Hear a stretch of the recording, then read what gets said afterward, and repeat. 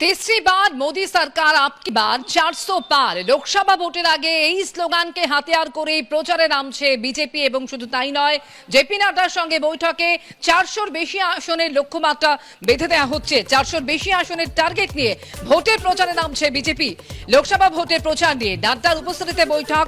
543টি আসনের মধ্যে 400-র বেশি আসনে জয়ের লক্ষ্যমাত্রা বেঁধে দেওয়া হচ্ছে।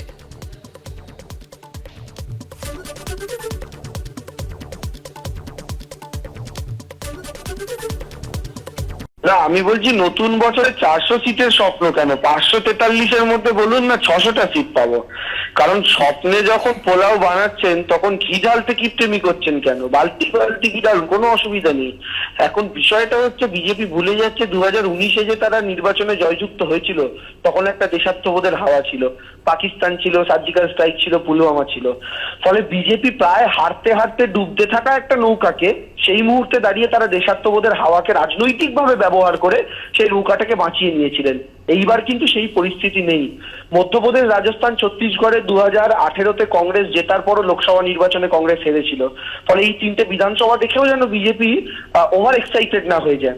আমি শুধু শেষ একটা কথা মনে করিয়ে দেবো, আপকি বার 400 বার যারা বলছেন তারা বাংলায় আপকি বার 200 বার বলেছিলেন। সেই 200 পার বলার পর গাড়িটা 77-এ আটকেছে। অর্থাৎ বিজেপির তরফ থেকে যে স্লোগান বেঁধে দেওয়া হচ্ছে লোকসভা ভোটের আগে যে तीसरी बार मोदी सरकार आपकी बार 400 पार, লোকসভা ভোটের প্রচারে নামার আগে এই স্লোগান বেঁধে দেওয়া হচ্ছে বিজেপির তরফে। 543টি আসনের মধ্যে 400-র বেশি আসনে জয়ের লক্ষ্য। 400-র বেশি আসনের টার্গেট নিয়ে ভোটের প্রচারে নামছে বিজেপি।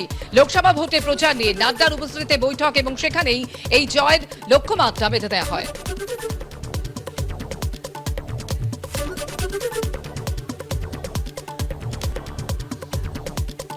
বিজেপি নেতা রাহুল সিনহা এই মুহূর্তে টেলিফোনে রয়েছেন আমাদের সঙ্গে।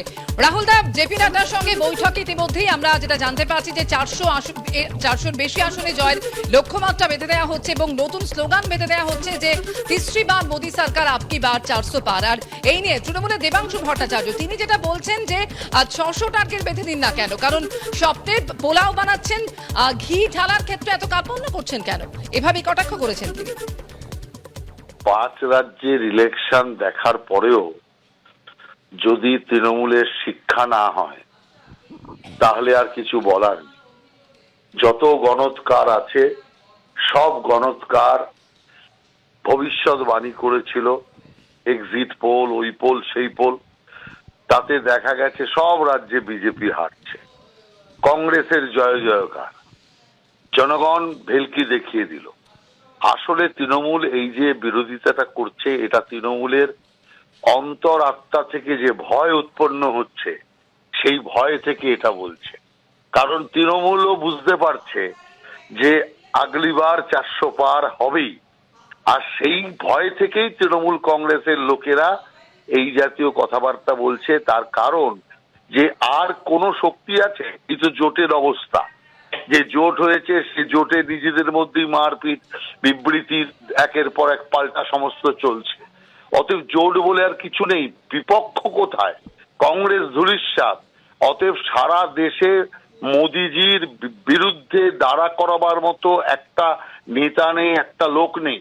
সেই কারণের জন্য স্বাভাবিকভাবেই যে একদম খেলোয়াড়হীন মাঠে গোল দেওয়া মোদিজির কাজ, আর সেটাই হবে 400 পারের বেশি হবে। আর ওদের আশীর্বাদ যদি থাকে, ওদের শুভাকাঙ্ক্ষা থাকে, তো 600 না গেলে 500 তো হয়েই যাবে। অনেক ধন্যবাদ রাহুল দা।